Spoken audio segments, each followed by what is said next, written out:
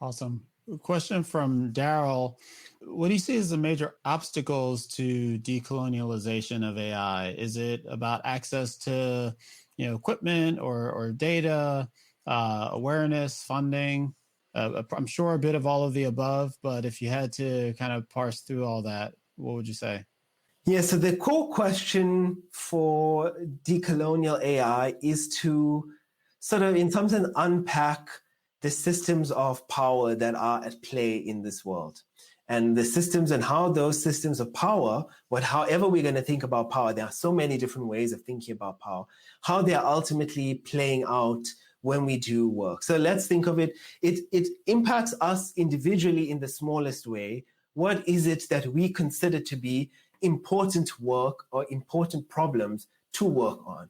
That, in some sense, is already a decolonial question, because there is an imagination in your mind as to what it is you will consider important work. For many people, for us, we will use the term global, but you have to ask the question, who are people imagining when they say global? And I'll give you an example of a colleague of mine in South Africa.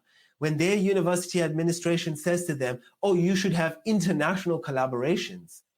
International has a very defined and precise and colonial meaning. It means collaborations with people in North America and Europe.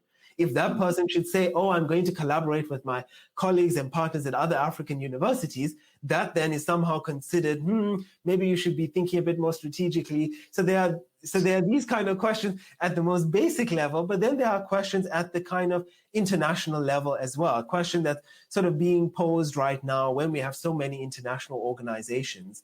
Who is represented at those international organizations? So I'll give you an example here, which we use in the paper as well.